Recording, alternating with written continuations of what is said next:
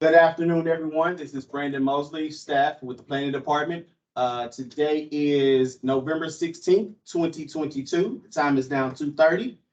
This is the Bicycle Advisory Committee meeting, Infrastructure Subcommittee meeting. We'll get started.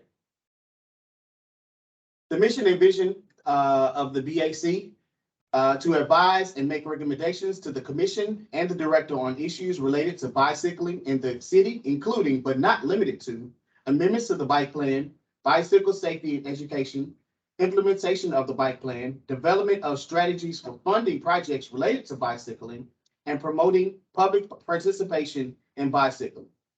The vision is by 2027, the city of Houston will be a safer, more accessible, go-level friendly, bike-friendly city. We'll start with the Infrastructure Subcommittee roll call. Chair Tom Thompson, BAC Chair Tom Thompson. Alejandro Perez. Here. Leah Chambers. Beth Martin. Jessica Wiggins. Here. Hey, Jess. Yahina Mahmood. Judith Villarreal. Omar Mohite. Mike Van Dusen. Anna Ramirez Herta. Robin Holzer. And now for our officio members, Ian Lavachet. Present virtually. I will not be here the whole time, but I am here at the moment. Thank you. Glad to have you. David Fields. Present. Right. Juvenal Robles.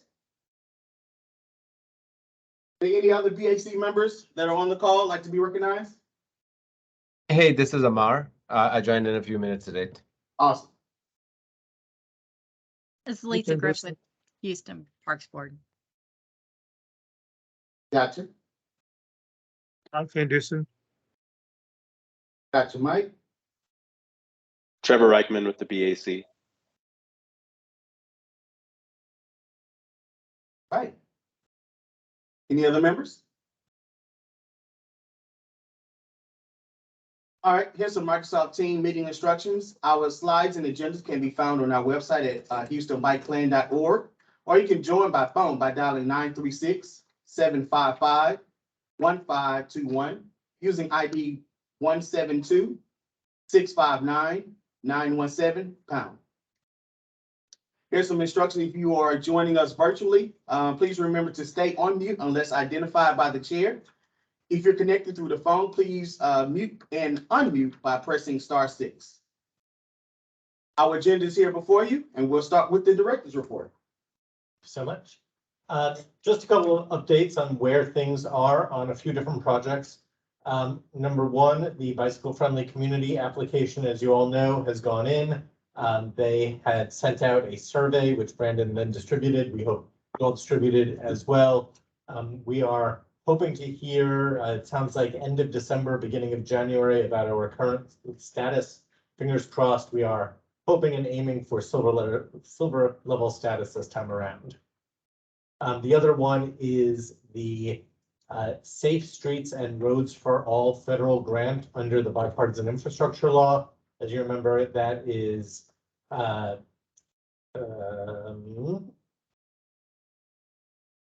Bissonnet, between South Derry, Ashford, and Hillcroft, and that we've been told announcements should be in January or so. As soon as we have firm announcements of either of those, we'll let you know. And then lastly, the Lawndale project is just on punch list items right now. We hope to have that officially open any day. We're very, very close to it. We're just knocking out the last couple of things. So you can see we're both working on the infrastructure as well as the planning and funding pieces to get infrastructure up and ready soon. With that, Mr. Chair, that's my report. All right, thank you. We'll move on to the chair's report. How's it going, everybody? It's Alejandro Perez call meeting.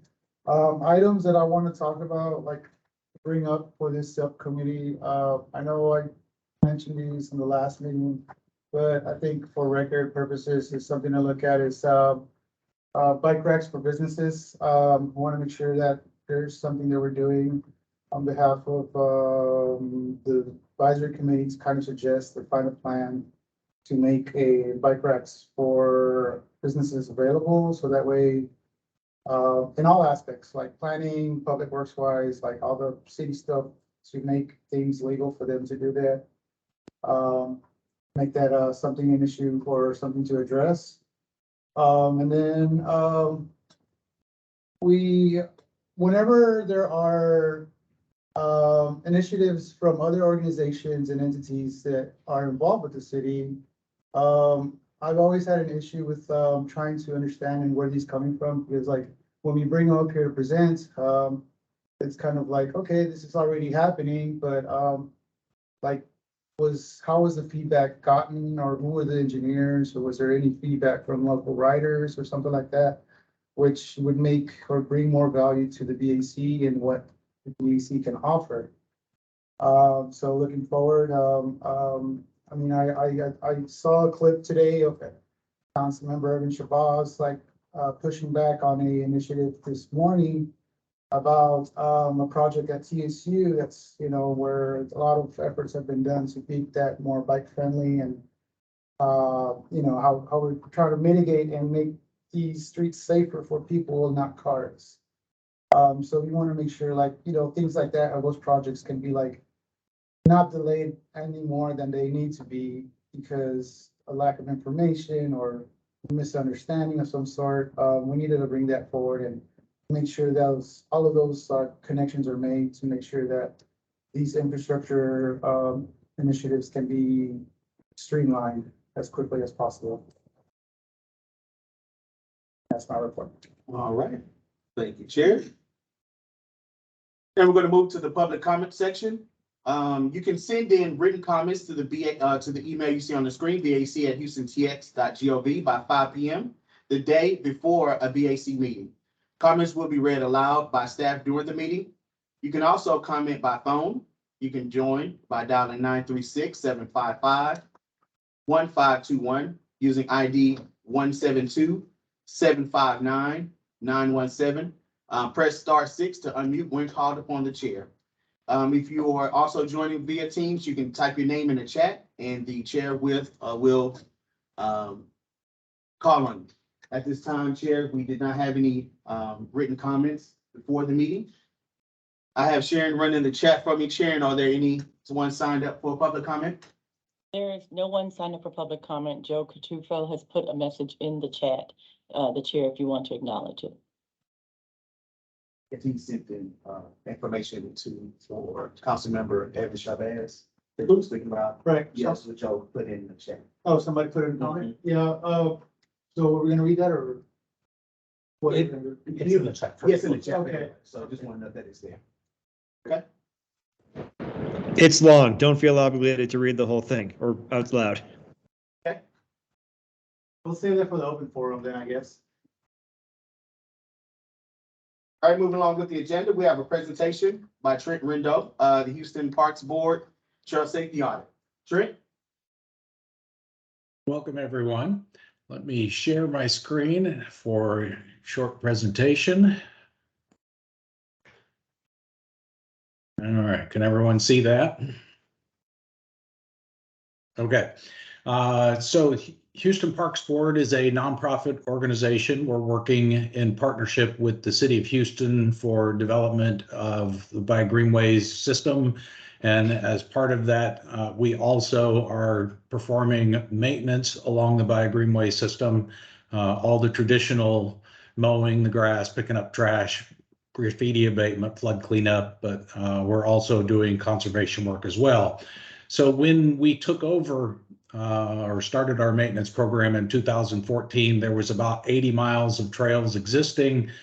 We took on 51 miles of that. There were some sections within Buffalo Bayou Park, Terry Hershey Park, and a few other locations that did not come to us for maintenance. And in the past 8 years, we are now up to 132 miles total, of which we're maintaining about 92 miles. So from day one, when we took on 50 miles of existing trail, we really needed to go through a bit of a process just to kind of figure out what all we had to work with, what was good, what was bad, what were things that needed to change or be improved, upgraded, what risks existed across the system, and then if there were fixes that were viable, who would be responsible or who could we partner with to make those happen. And we took this on knowing that there were a lot of really good segments out there. There were segments that were fairly recently built, that were all in good shape, and we were great with those. But then we also had segments that were not so great. Some of the older asphalt trails that had been in place for decades had a lot of issues that would need to be addressed.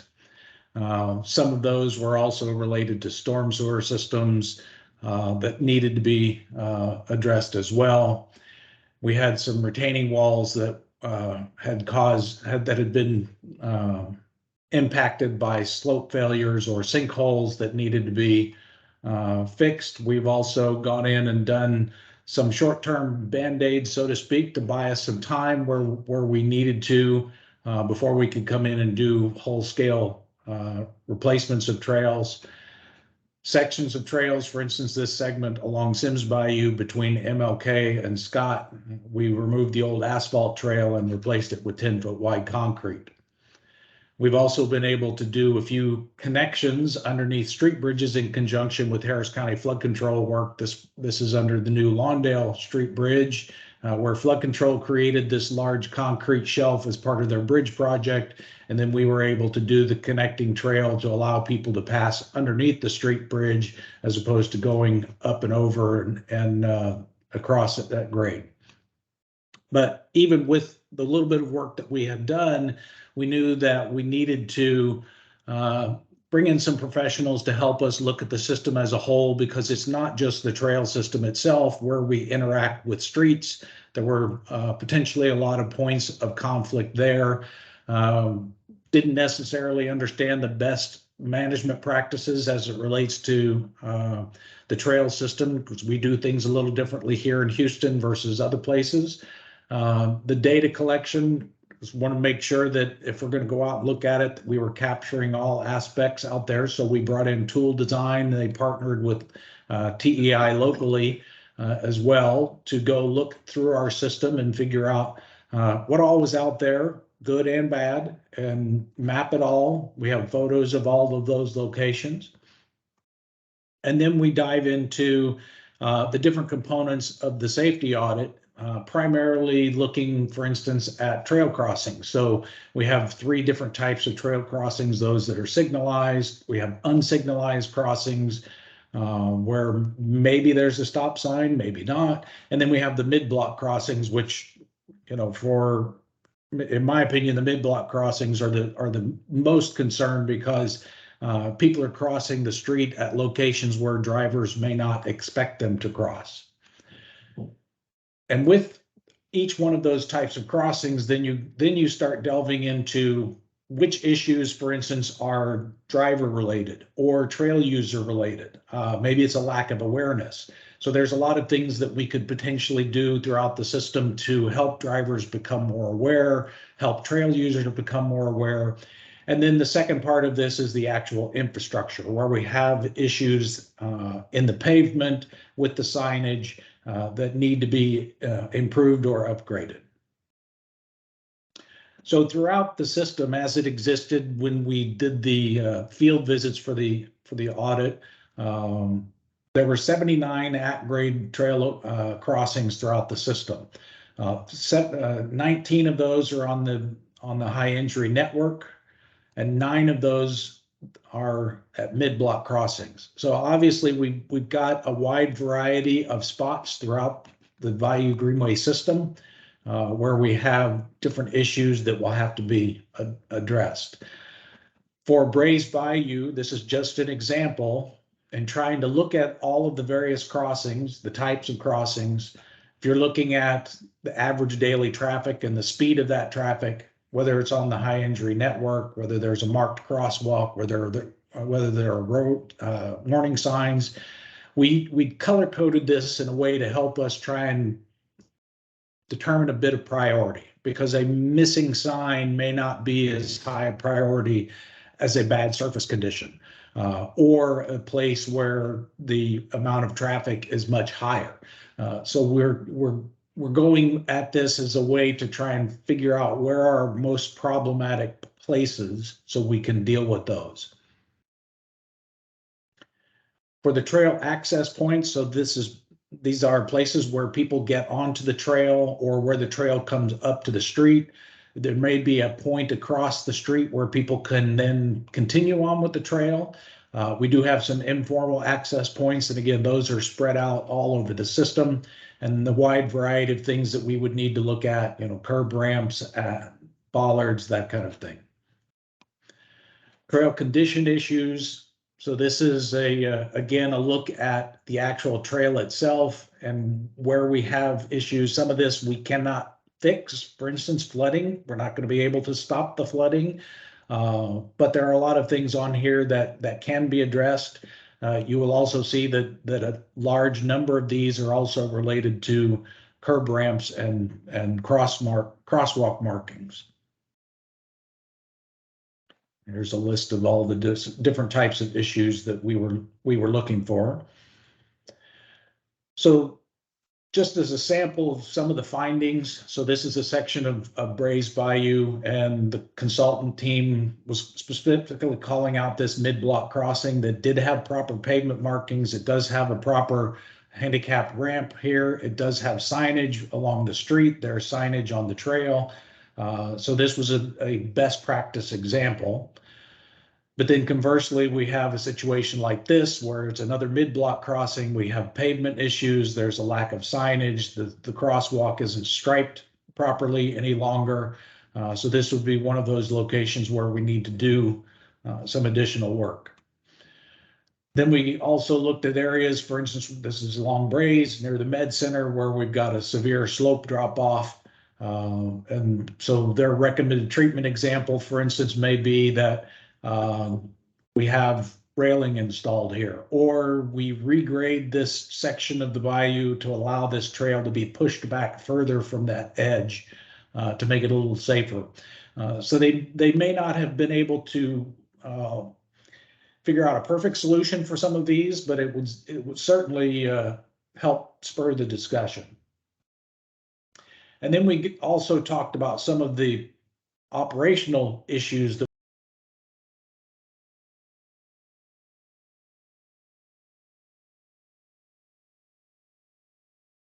are challenging for you, is, for instance, as you're trying to make corners from an operational side. In some cases, we need these bollards and gates to prevent ATV access. We have a lot of areas where ATVs are getting in and destroying our habitat. They're destroying our trail system. And so in some cases, we're having to install gates and bollards to try and protect the trail from unauthorized use. Within the safety audit also, there are best practices samples. This is just a couple of them. There are plenty of other things that we could employ. These are matched up with local examples, state examples, and also federal examples. So moving forward, then, there will be a lot of discussion about how we go about resolving these. Some of these can be fixed through design process. Some of them are going to be condition issues that we'll have to look at. We might get into some behavioral etiquette issues, for instance. There'll be a lot of discussion about who has jurisdiction and how we go about making those changes, what the priorities should be. So currently we are at this stage where the audit has been drafted. It was sent to public agency partners for their review. Comments have been incorporated, and soon we'll be going out to nonprofit and community partners for their round of review. It will also get comments back from the general public. I will say that the audit book that you will see, it is not to be taken as a all-inclusive, that's everything. The book itself is calling out certain types of issues that exist throughout the system. So for instance, if we have 69 places where there is a crossing that has a poor signage, they did not note all 69 with their own separate page in the book. The book would have been, 1,000 pages long.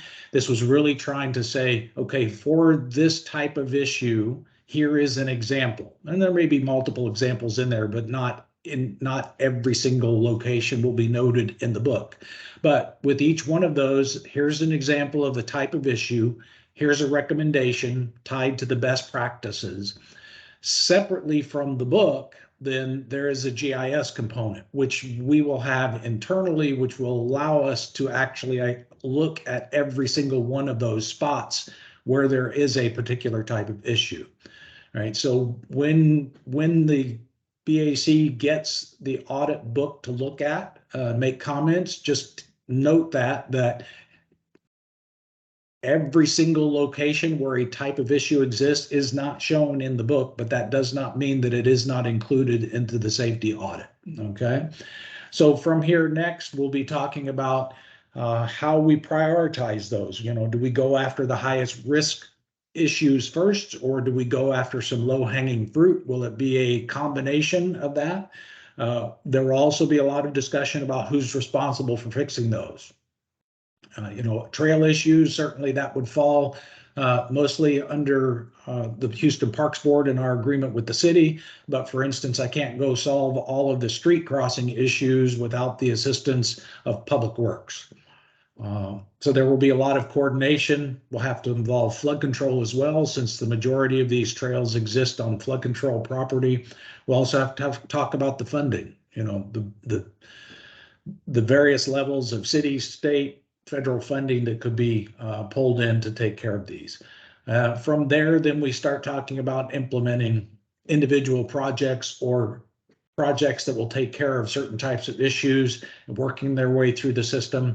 And the other part of this, the last part, is the update. And I will make this point.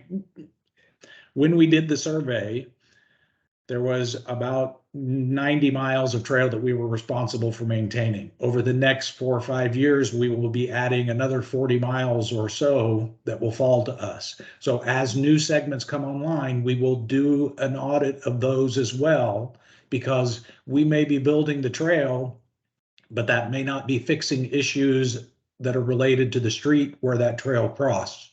So there will be some component of updating this to include new issues into the safety audit, but then also as we fix problems.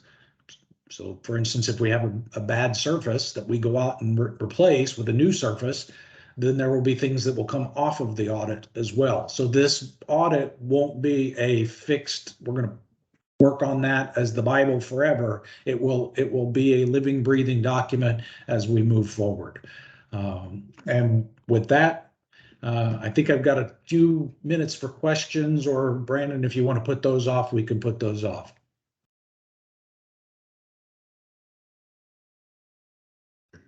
All right, at this time, do we have any committee members that have any questions?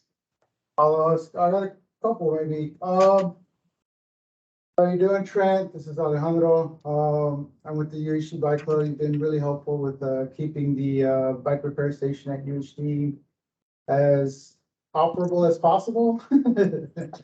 I know we get a lot of use from that station, and it's kind of happy to see that it's getting used, but it's also getting abused, which is both good and bad.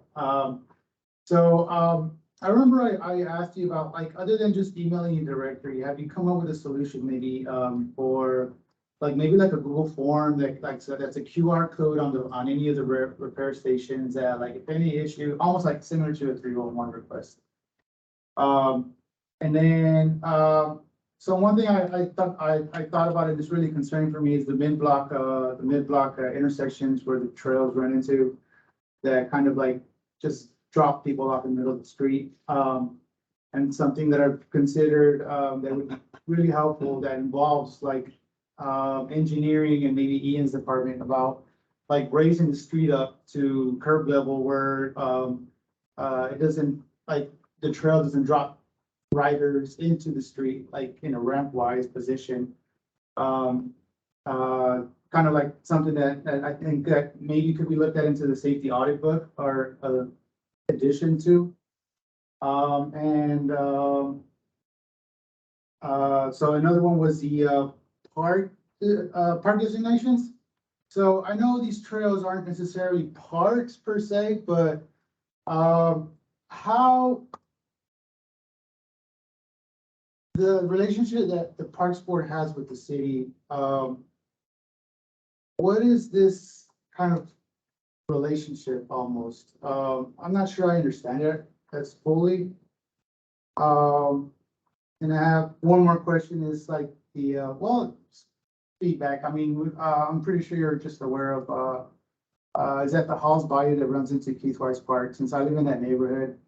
And like, I'm really eager to see all the updates that you guys are doing. And I saw it on the map when we posted like all the like trails that are proposed and are running through.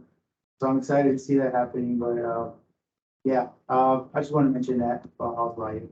So sorry about all the long questions. And if you can answer any of those in any capacity, would be cool. Okay, I will say that raised crosswalks, I think this is your question number 2. Raised crosswalks are certainly a possibility. They're used in other places around the world very successfully. That would be one of the types of solutions we would need to discuss with Public Works as it relates to the street traffic. It actually impacts street traffic more than it impacts the trail traffic, but that is one option certainly. I believe it's called out in the best practices. As far as the relationship between the Parks Board and the city, so as a nonprofit, we work in partnership with the city. We actually have an agreement, an 80-year agreement for us to maintain the Bayou Greenway system. And so it's one that there is a standards, a maintenance standard that we are required to meet. We contract out the majority of our work, but it is done in partnership with the city. And the other 2 issues, yeah, if you just want to email those to me, that would be great. Trent, do you mind putting your email in the chat? I can do that. Also, I just want to make note that at this time, well, after presentations, that the committee members are the only ones that are allowed to submit questions and answers. So if you are attending a part of the public, you can email your questions there to Trent. I think we have Tom next. Hey, Trent. I was wondering if Tool had, or TEI for that matter, if they have any recommendations regarding hawk signals. In my experience, we've got a couple locations. There's one where the White Oak Trail crosses Antoine, which falls under your jurisdiction. And then there's another one where it's not a Bayou Greenways trail. It's a trail that crosses set navigation, sorry. And I've seen cars just blow right through them. I mean, I don't think they expect them because, you know, as you said, they're not near an intersection. And I just wondered if they addressed that and if they had any recommendations for those. I don't remember off the top of my head specifically what their recommendation was, but I know we looked at the hawk signal on White Oak Bayou at Antoine. In fact, when we were out doing the survey with Tool, I crossed the street there and nearly got run over by a guy who blew right through the hawk signal. So yep. It does happen. I'll go back and look, but I'm pretty sure we talked about it as I was trying to catch my breath. Okay. Yeah, I'll bet. Thank you. Mm-hmm. All right, Jessica. Hi, Trent. Thank you so much for this presentation. It's really exciting to know that we're maintaining what we're building. I think that's a good standard to set. My question is, so HECTRA, the Toll Road Authority, is doing more hike and bike projects now, and they're actually doing a project called the Destination Trail, which also goes along Braze.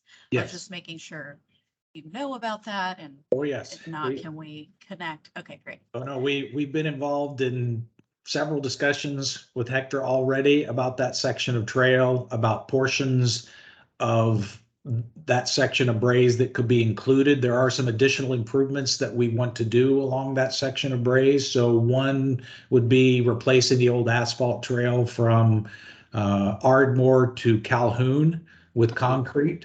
But we're also talking to them about the possibility of creating undercrossings at Scott and Calhoun as well. Those are the two major streets left, it seems like, on Braze downstream of Fondren that don't have undercrossings yet, although we're also working on a project to create a new south side trail from the Med Center all the way out to Chimney Rock, which will create a whole bunch of new understreet crossings. But yes, we are working with Hector on the destination trail. Fabulous. Just for anyone's interest, I posted the website in the chat.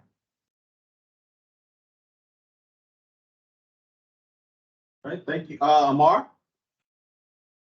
Just to add, the hawk at Antoine and some of the other hawk items raised by the committee are, I think so. We need to understand that those are specific design issues where I think so with the current direction of Public Works, I think so there's more opportunity to work with more specific design treatments that could yield appropriate driver behavior for these intersections, for these crossings. So I'm really excited to hopefully see that we would be able to identify appropriate design solutions along with the hawk when the hawk works when it's designed appropriately and there are other modifications required. So that I think so that would be the best way to frame it. Also on the destination trails, there was a previous safety study done by Tool and TEI on the Columbia Tap, and so that is the starting point on that design. So those safety improvements would already be taken into consideration.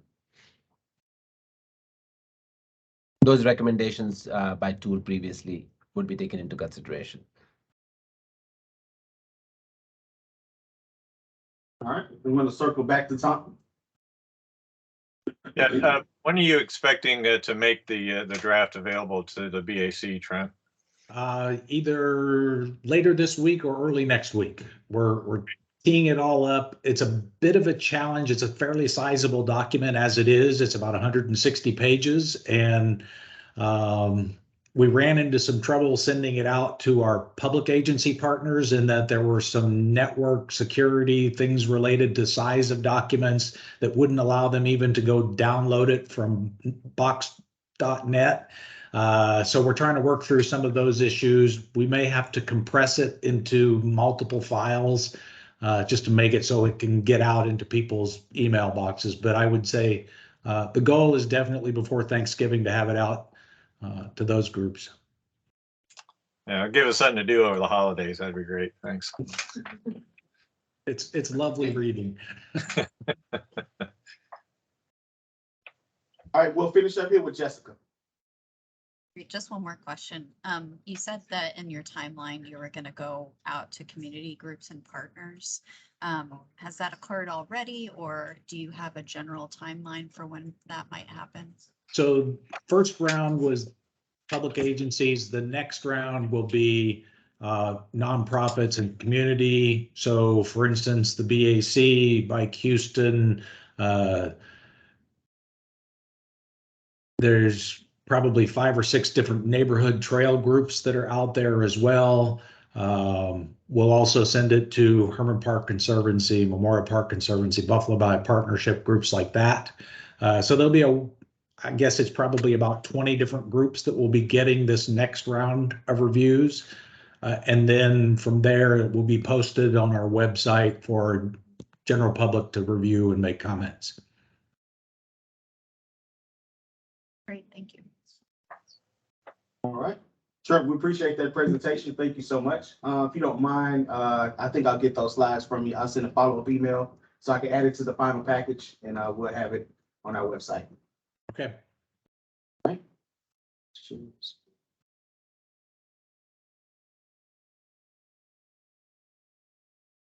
All right, now we're going to have an update on our HSIP projects, presentation by Virginia Lynn. Houston Public Works. Hi, everyone. It's a little odd presenting to everybody that's here virtually, but if I haven't met you before, my name is Virginia Lynn. I am a staff analyst in multimodal safety and design in Houston Public Works. And this is my second year working on HSIP submissions. So we've got a lot of really great updates. But before I get into the HSIP presentation, since I can talk right now, I'm going to say we did submit to update the IDM with design standards for raised crosswalks. So Houston Public Works is very supportive of getting more raised crosswalks out there, and we'll have design guidelines in the future. Sweet. So, but now I actually do accept. So we know that today.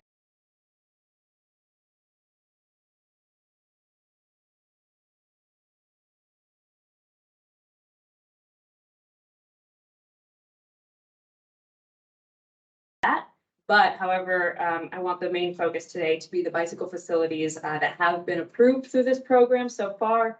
We will be adding these facilities to the tracking document that is distributed to the BAC. And we wanted to make sure this group was informed about those new ones before we added them to that document. Next slide. Before we go through each project, I'm going to give you some background information on the program and the overall funding we've been approved for our 2020 and 2021 submissions. Next slide.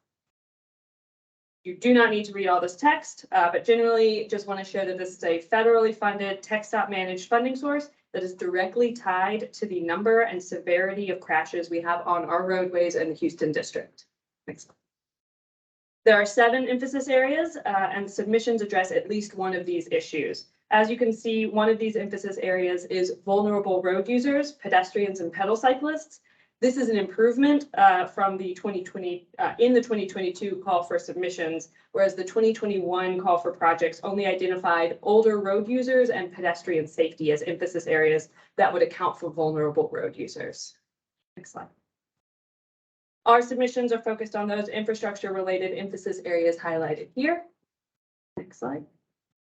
And this slide has a lot of information. Hopefully you already have slides available to you. If not, we'll make sure they are afterwards. But the 2 most valuable pieces of information on this slide are that first, we have been approved for over 17 million in safety projects from our 2020 and 2021 submissions. We have been ramping up our participation in this program starting in 2020 and increasing our submissions in 2021. We plan to continue to submit projects going forward so that we can use all the funding that is available for our roadways. Secondly, there is 21 million available currently, and it's distributed across letting years, as you can see there in the chart. Every year we move forward, there is new funding available based on, at least in part, on the proportion of crashes on our roadways in that year. We are able to submit projects for the funding in any of these letting years, but that means we must be able to begin the construction contract in the year, which means design must be complete before then. So that's a lot to say that for fiscal year 23, you need to have the design fully done before fiscal year 23. So the closer we get to those letting dates, the harder it is to submit projects for them. Next slide. So now I'm going to go through the 2020 and 2021 approved projects, focusing on those with bicycle facilities for this group. I'll note that these projects were selected due to identified crash problems, but that means many of them have not gone through the necessary community engagement. We are sharing them with you today to begin that process, and going forward, we will be conducting public meetings and gathering feedback on proposed designs. If after this meeting you'd like to discuss specific concerns on any of these corridors, please reach out to me or my coworkers at Public Works, and we can make sure to include those concerns in the design process. I'm going to move through the slides pretty quickly, but they'll be available for you after this meeting if you want to review the details. We can also jump back to any of these specific projects at the end if you want to dig into an individual project further. Thanks.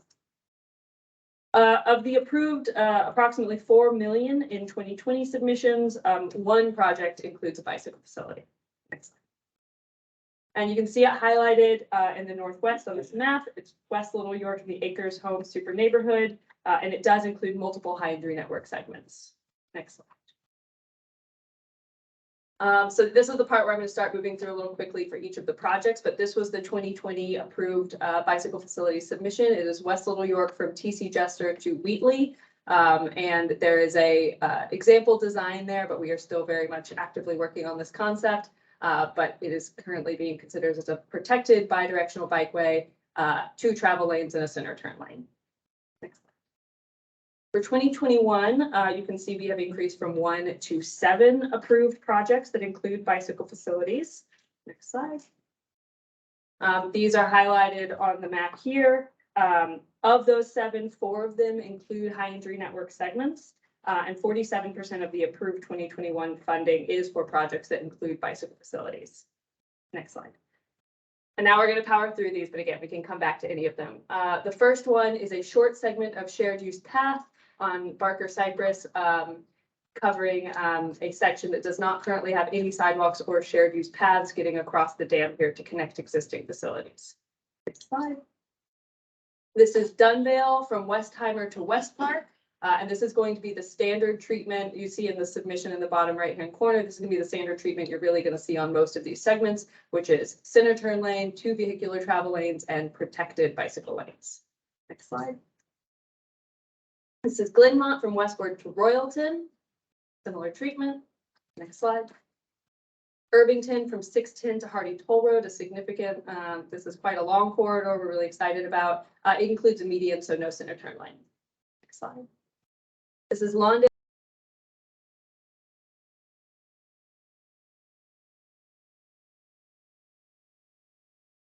Next slide. North line from Parker to Canina also includes a roundabout. We have a number of roundabouts that are included as part of our 2021 submissions, but this one also includes a bicycle facility along the corridor. Next slide. And lastly, this is West Gray from Shepherd to Waugh. Next slide.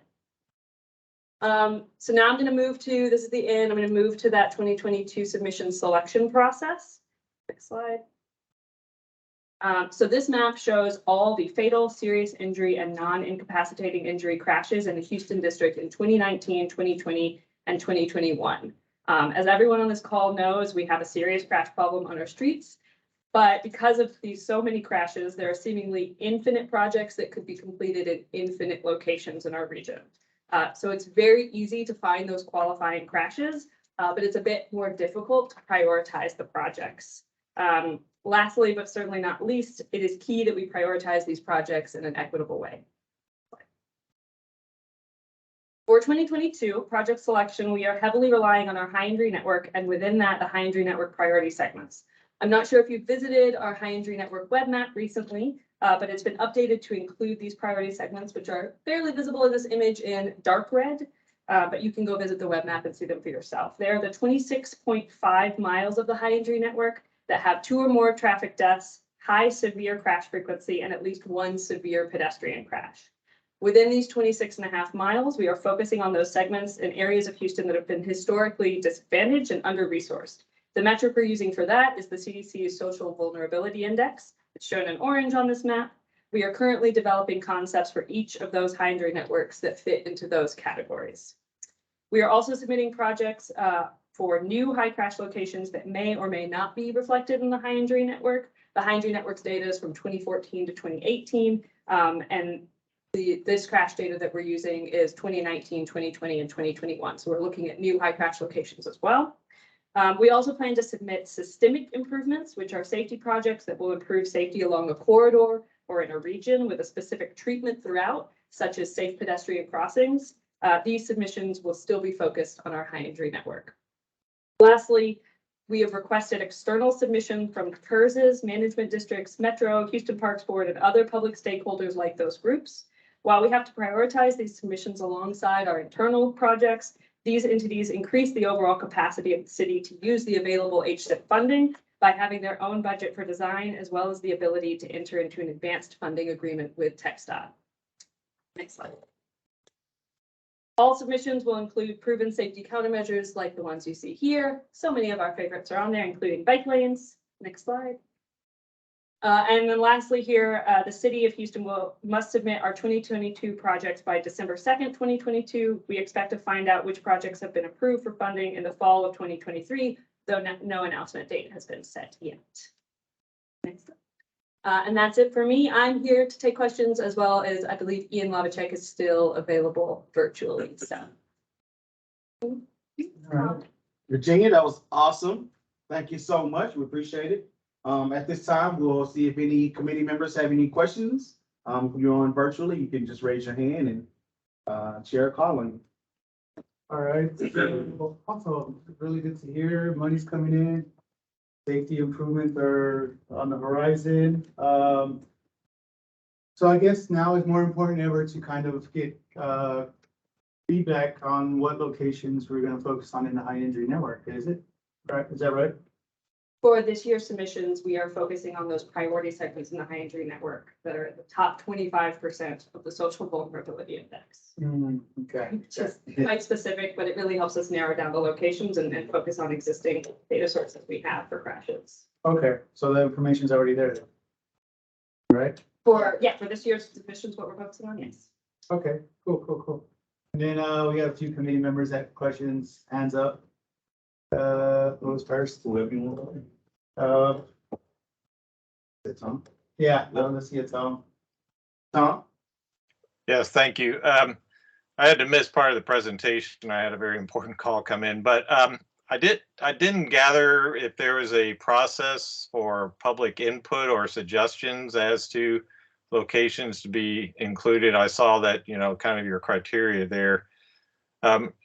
This came up in our last full BAC meeting, is that we felt kind of blindsided, right or wrong, that is like, oh, here's a deadline, and it's really kind of too late for anybody from the public to submit anything. And there was a lot of frustration among the group and in other groups, I'll tell you, that I've had interactions with. So curious as to whether you're looking for public input, and if so, in the next round, next year, what would be the timeline for providing that? So I have two responses to that. First, on that slide that we, and we can go back to if you'd like, the submission process, the 2022, that second to last slide or third to last slide. Next one. Next. Oh, sorry. Go back. to. One more? Oh. Yeah. Okay. So we would really like to get feedback on what I described here today, and we can provide in writing what that was, what our selection process is for this year. So that's the primary way. I think we'd like to get feedback now going forward and doing project selection. The other part of that is, this is only our second year. Well, this is now the third year submitting projects. We've had 2 years of approved projects. So we are improving each time. And I think now that we understand the schedule a bit better, we would like to have meetings in advance of the TxDOT formal announcement in the future. We haven't done that in the past few years. We've waited until after they've announced a call to then reach out or begin our project selection process. So if we can work next year, well, very soon, 2023 is coming around, to have some public engagement before then, I think that would be an improvement. But again, we're really going to focus on our high injury network and these places that have already been previously identified. Outside of, I can also say, the external submissions, if you're working with a management district or a TERS or the Parks Board or these other entities that do have their own funding source for design, that is another great way to have public input and get projects to us. Thank you. See, Robin? Can you hear me now? Yep. The first thing I want to say is, I guess, kudos to Virginia and Ian and the other folks in Houston Public Works who've been working on this. It wasn't too many years ago when this federal safety money we didn't capture it, right? Like, it was sort of an untapped resource. And you guys have really dug in and put together a data-driven approach to going after this money and bringing it back to Houston, and looking at the success rate of what you applied for and what you actually captured. It's just phenomenal. So the first thing I want to say is really job well done going and bringing this federal safety money back to Houston. Thanks for doing that. And then the second thing is, in terms of, I'm okay with you guys doing your data-driven approach for the applications. But I heard you say that the things that we've gotten the funding for, that this is sort of like a coming out party, and that soon you would want more input from the public. I didn't catch the slide as it went by, but for example, I'm involved with the Montrose Neartown people, and I heard you say West Gray was one of the streets that got selected. Do you have a timeline in mind, before the holidays, after the holidays? When do you think you might want to talk to the public about the projects that have already been selected for funding? For all of these, it's gonna have to be relatively soon that we begin that process. We don't have a strict timeline for engagement defined. However, if you'll go back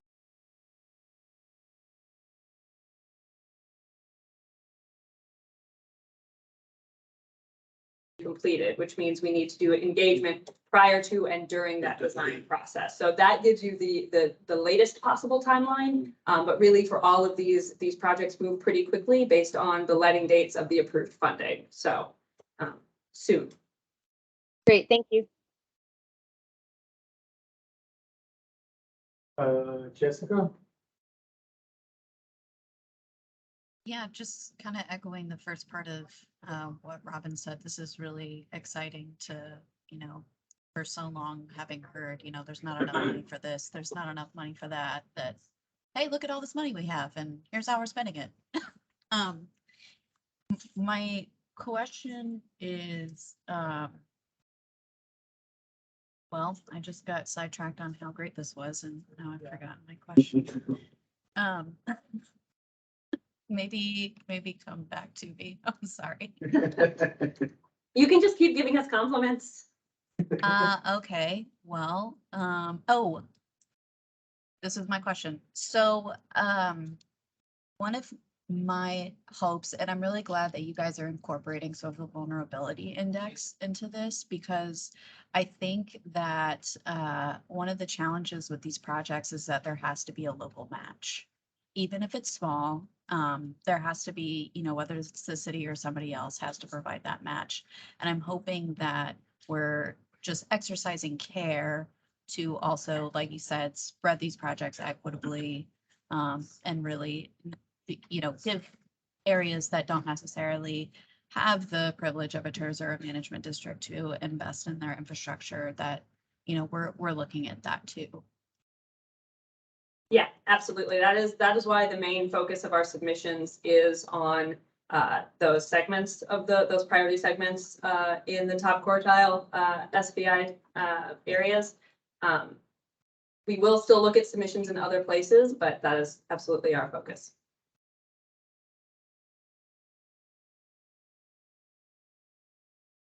Is there anybody else in the chat or something like that? Any committee members in the chat, Sharon? Thank you for asking. No, I don't see any committee members in the chat. I'm responding to others that are asking questions and requiring their emails so we can make sure we get back to them. What we'll do is we'll pop Virginia's email in the chat, and anyone can send her a message and she'll get back to them. So, a little issue about that, like, or not an issue, but a misunderstanding. Before we had, like, anybody could really submit comments or submit feedback. What's the issue with, like, only committee members now? So we've been reminded that the BAC is a committee of the city that's appointed by the mayor. We have to follow the same rules that planning commission, city council. So we have open session at the beginning, public comments. We have time at the end, but topics brought to the BAC have got to be discussed by the BAC members. Oh, okay. Okay. All right. Yes. All right. So yeah, this is awesome. See my neighborhoods on here, Arlington and Northline. This is really good. I'm excited. Now we got to convince people that cars are bad and bikes are good. All right. Okay. Is that a BAC member hand up? I can't see from on this side, Sharon. Can you tell me? I don't know who hands that is. So how do we record those comments from, like, feedback? Would that be a public comment thing or something? Which are you referring to? Like people post it in the chat? Yeah, I mean, they'll be part of the meeting that's being recorded. Oh, okay. So it'll be there. Yeah. But their specific comments, we've asked them to email it to us Okay. so that we can get those specific answers. Okay. Just as if they were to email the Bikeways email box. Okay, so then, like, if whatever was submitted today, would that be recorded for public comment in the next session or something? What do you mean for public? It's in the session and we'll respond to them directly with their, just as if they reached out to staff. Oh, okay, okay, all right. Hi, so think Brandon, to answer your question, I do have a hand raised, but it doesn't look like a committee member unless it's someone calling in through a guest line. So I don't want to bring it out into the public meeting. Okay. All right. Well, we'll move forward. Just a reminder where we are in the agenda. We're now at the open forum section. So any committee member can speak about anything that was bicycle related that wasn't on the agenda today. Chair. So, yeah, I was hoping we'd get to that comment that, Joe posted earlier, but I can't get to it, right? Is that the issue? Because it's not him, that's not, it's like, because he's not a committee member, we can't comment on it? I can bring it up. Yeah. Oh, yeah, I'll bring it, like, I wanna go through all the chats and like what people talk about. Try to stay focused on the things that we're supposed to. be Well, yeah, focused on. concerning the topic, Yeah. for sure, right, yeah. If you're gonna make this an individual Q&A with staff, that's kind of avoiding the point of a committee meeting. And we can talk about this offline about how we've been directed to run the committee. Okay, But open forum is generally for comments, not for questions and answers. okay. Well.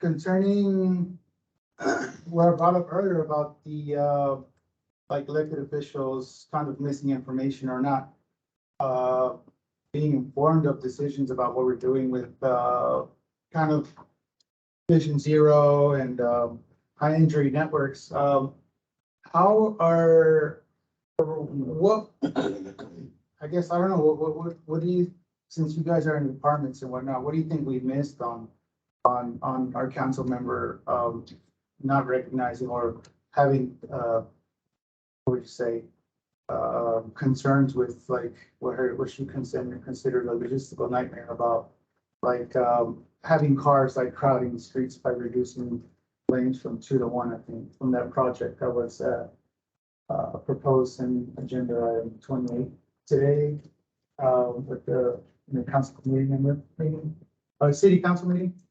I wasn't in city council today. What I know is that we present every project to the community, to the council member. Generally, council members are at our community meetings. And they have a very, very vocal voice in the design, planning, and implementation of our projects. I don't know specifically which one. I don't know the council agenda off the top of my head to be able to refer to specific ones. But we can certainly find out which project, if the council member was involved. Did you say it was Evan? Yes, yes. There's a project concerning around TSU. I think this, I heard, Mayor, Turner mention that, like, this is a project that Commissioner Ronnie has been supporting throughout the years and, it's just, why are we going through this or something like that of that nature? So I was like, okay, well, it's supported by another government agency and we're getting pushback on this now. Why is this? Maybe just understanding where she's coming from is probably what I'm looking for. Yeah, in which case you'd have to ask her for what her opinion of a project is. Okay. But what we can always, so we work with her office all the time.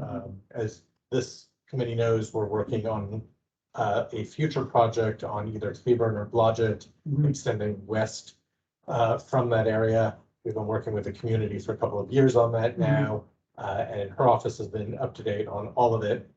What I would ask is if somebody else in another meeting has made a certain statement, those people need to be asked the question about what their statement is. I feel a little uncomfortable having to kind of guess what the question is and guess what their answer is. I don't think that's an appropriate. That could very easily become a game of telephone, which will go poorly. But what I can say is we are committed to working with the community and working with council members, so they're very aware of every project. Okay. Okay. All right. I'll go with that. Anybody I else? think Tom has a hand up. See if Tom's there. No, I can't really see who's raising their I hand. think it's Tom. See if Tom. Tom? Yeah, I had a couple of kind of housekeeping administrative questions. Is this meeting recorded? Yes. Okay, so it will be available on the Bikeway website here in a few days? Correct. Okay, great. And secondly, when are the new members of the BAC going to be, I guess, whatever they call it, installed?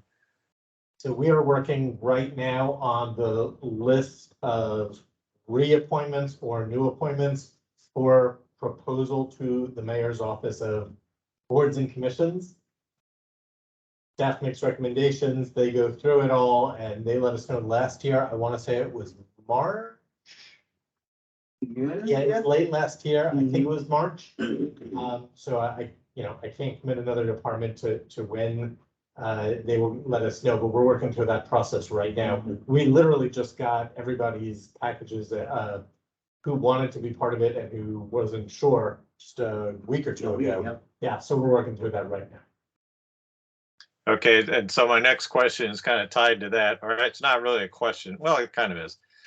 We haven't had a picture taken of the BACC since pre-COVID, and I, for one, am not in the current picture. So I'm wondering when would be a good time to do a group picture, and I'd really, and then next I'd really want all of us to show up for it. So I don't know if we should aim for January, which is the next full meeting, and of course, weather can be iffy. It can be iffy any time, I guess, but it can be really cold too. Or if we should target April when the new members come in, and I don't know if there's any thoughts from the other BAC members on this call, what they would suggest doing with that.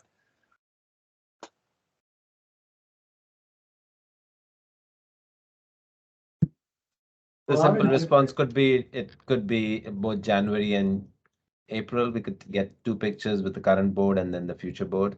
That may be the best way to, that way we document the board members as changes happen within this committee. That would be my suggestion.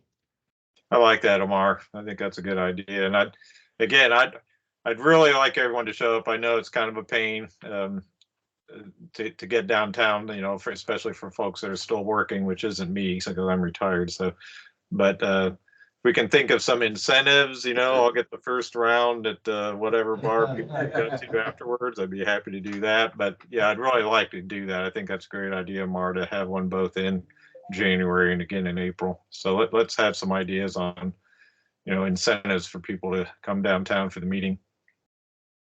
Tom, can I lean on you to run that charge, to push that agenda for January? I'll be there to assist you, to get people in. Great. That'll work. Anybody else want to talk about any other topic? Is Ana Ramirez Hurta, are you still on? We spoke a little bit earlier in the week. Well, since we have time, I'll do the bike repair stand thing. Bike repair stand, bike wrecks. The conversation has been that I've overheard with some advocates, and I want to figure out like what can we do moving forward to kind of plan something to try and get or entice or promote or whatever it is, just get bike racks out in businesses. I remember one time one interaction that I knew from a business, it was probably before parking minimums ever happened, I think it was. But one business tried to apply, and like the headache of they couldn't take up a parking spot. They had to like put it out of the way outside of the business, like a line of like property line somewhere far from their like front door. The rules that are involved, like I don't know if they're still involved, but like what is the process now, or is there a process for like applying for replacing the parking spot with the bike rack? So I'll try to follow up. You've touched on a couple of points. For developments that have a minimum vehicle parking requirement, you can install bicycle racks and reduce that parking requirement by, I think it's up to 10%, unless, let me verify, I'm pretty sure it's 10%. And that is a decision of the property owner. What I thought I heard you said earlier was, do we have a program where we can give property owners bicycle racks? Right, yeah. And then we did have a program under the Houston Health Department. That program has run through its funding, and we're right now looking for opportunities to expand it into the future. Okay. Yeah, that's what I wanted to try. Okay, cool. Yeah. Anyone else have any other topics to discuss for infrastructure? No? All right. We'll move forward. We'll move to announcements and events. No events were sent to me at the time, so this announcement, we just have our next meetings. Next, excuse me. The next subcommittee, education subcommittee will be December 21st, 2:30 here at John B. Redd, 611 Walker. Then we'll have our big advisory, bicycle advisory committee meeting, January 25th at the Annex Council Chambers. And then we'll meet right here with this subcommittee, February 22nd at 2:30 here at John B. Redd. And Brian Dotson is trying to get your attention to say a couple of words. Okay. About his project. Oh, my apologies. Okay. Brian? Sorry about that. Yeah, I thought I had misinterpreted. I thought you had added this to the agenda. And so let me just share because it's much easier to do with a picture. Okay. I'm incompetent at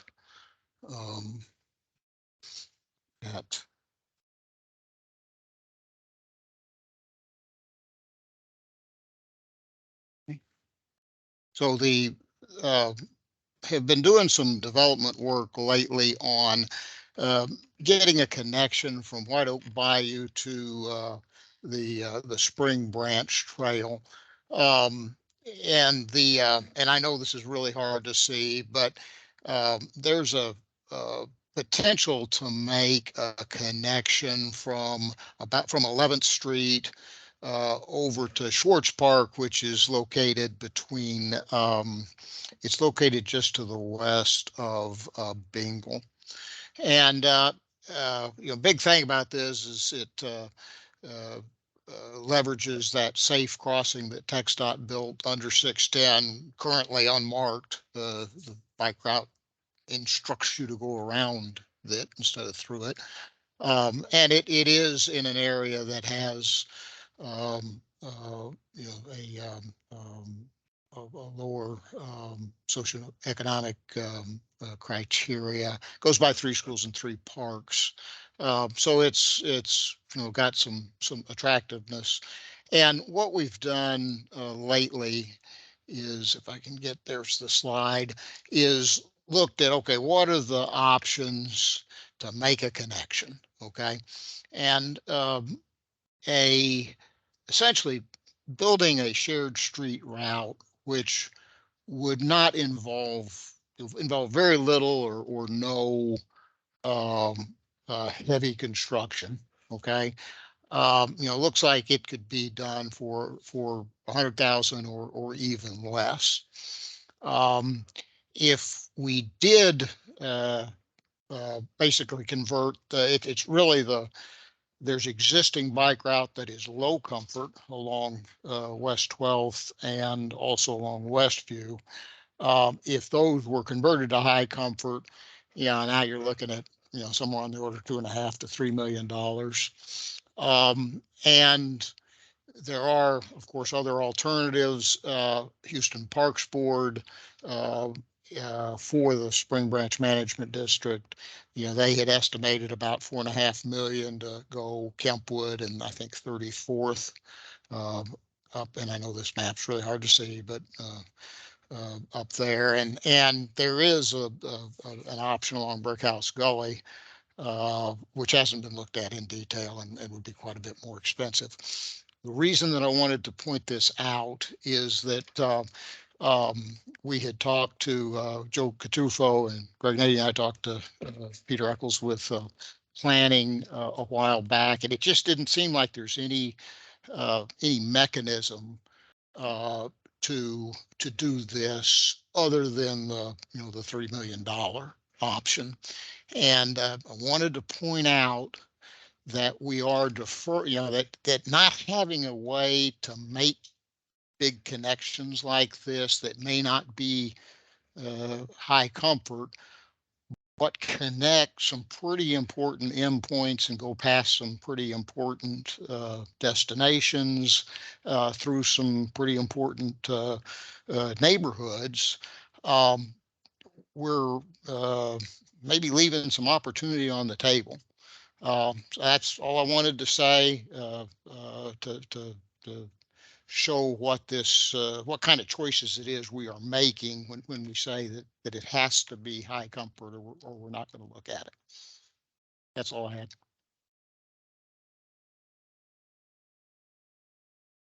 Thanks, Brian. That's looks like that you did the options, which is pretty good, and definitely connecting wide with the Spring Branch. It looks like a maze, but appreciate the efforts that you did to put it through and make it work. So thanks for that. And it's in a meeting, so we can, anybody has, what's your comments on that, David? I think it's something that's possible. That's good. Okay, Tom. Yeah, Brian, thanks for bringing this up. It does raise an interesting issue. I was not aware, and I'd like to hear the response, that there's some kind of criteria that everything needs to be high comfort, because we've been building some new bikeways that don't fit that criteria. Of course, the one from downtown along Austin's high comfort, but then it switches over to Little Branch and Crawford, which are, either a painted lane or just a sharrow on the street. And that's part of that bikeway. And it works because those streets where, their sharrows are low comfort. I mean, they're low traffic. And so I think it works. So I'd be interested in hearing if somehow our criteria has changed that, or maybe those count as high comfort because they're low traffic streets. So interested to hear the response to that. Does high comfort by definition mean that it has to be separated, or is it context sensitive? You put in, the appropriate infrastructure, which sometimes can be paint instead of concrete. Tom, you're exactly right. High comfort doesn't necessarily mean a separated facility on every street. It is context sensitive based on what else is going on that street. The two biggest factors are vehicle volumes and vehicle speeds, but there's some other factors as well. So you'll have protection on, say, Austin, and part of it. You get down further south, it becomes much lower volume and speed. And there were some other things that could be done that also brings it up. So it's not, we don't look at any project. We only look at projects that are separated as long as it is something that can be used all ages and abilities. Okay, well, that makes sense. So Brian, I think with the, that route that we've been looking at, between Spring Branch and White Oak, there's obviously sections on that would really call for, in order to be high comfort, you would need separation. You would need, like 12th Street, there's the traffic, to me, in my experience, has been there's enough traffic and it's fast enough. And certainly what's there now is not high comfort at all, so that would take some. I will note that is some of the existing bike, that is existing bike route. Okay. Yeah, it so is. Everything that we talk about on that route that is low comfort is marked as an existing bike route, except for the part where we go under, I-10 on the trail rather than going down to 12, going down to 12th, 12th to make the turn. So, since it already exists, okay, we've got this issue where we can't make anything better unless it's entirely better. So it's a struggle to make some of these connections when it is a bike route right now from 11th to all the way over to Story is marked bike route. It exists. But what we don't have then is markings through the neighborhoods to show you how to get to Swartz Park. That's really all we lack. So David, is the concern, with that in mind, is that, we'd be putting in these new, low cost, but, reasonable comfort bikeways on neighborhood streets, but essentially leading riders to what is anything but a high comfort bikeway along 12th. That's a big part of it. We don't want to create a network that then fails people at key parts. And for the high comfort stuff on whichever streets, we've used the BAC's approved prioritization methodology for where we're going to be spending our time. So honestly, there are, 1,400 additional miles we would like to be building sometime soon. We have had to, prioritize based on resources, dollars, and people. And the BAC's agreed that these are where you'd like staff to spend time. As each project moves on, the rest of the projects are in their queue. Commerce Street comes up all the time, but we keep telling people that's the next one on the list, or in the next tier. Where exactly 12th Street falls, I don't know off the top of my head. But there is a methodology for where we've committed to spending resources. Right. I think about that, and like, it's a really good, I guess, would you get template, right? But when like you have residents that like put a lot of research into like studying things like that, like should some consideration be put into like, the work that they're putting, kind of like, maybe this is an option that might work, and then do traffic studies, so like, so put resources to it. Or if you want us to not do another project that you've told us to do. Right. Do you not want us to work in Gulfston? So then you probably, so in order to address that, you would need more resources slotted from the city? Yes, but we also try to work with any of our partners. So anytime there's a TERS or a management district, if we can work with Houston Parks Board, we work with county precinct 1, the commissioner has been amazing. All of these are parts of that equation that if we can do the things that the BAC has told us to do, but there are partners who can start doing some of these additional pieces that they can decide what their priorities are, then we move the whole network together. Right, okay, so then maybe like for Brian, maybe considering if that's any in the precinct, in the county commissioner district, right? Maybe like also like share that information with them, so that way maybe they can kind of look into it since they're more resourced. Right? Differently, but it's other funds that come into the equation, which helps a lot. Yeah, okay. Cool. All right. Yeah, I don't have anything else. Anybody else don't have anything? We should be good. Anything else? Oh, I do have one thing I wanted to bring up. So at the UHE Bike Club, one of our members, she's a computer science major.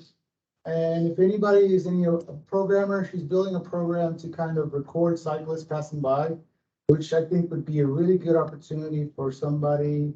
Like if she were to develop that program, something that the city could use as counter for like trails and stuff like that. So reach out to me. What's my email? Alex lives in Northline at Gmail. Yeah, I really want to help her out with that. I think it's really awesome that she's doing that, and like she picked up cycling with us, and she's really passionate about it enough to like make it a senior project for her for her major. So I'm trying to find her some help. I mean, wish I knew something, but networking kind of can make things happen. So if anybody knows anybody that can help, please reach out.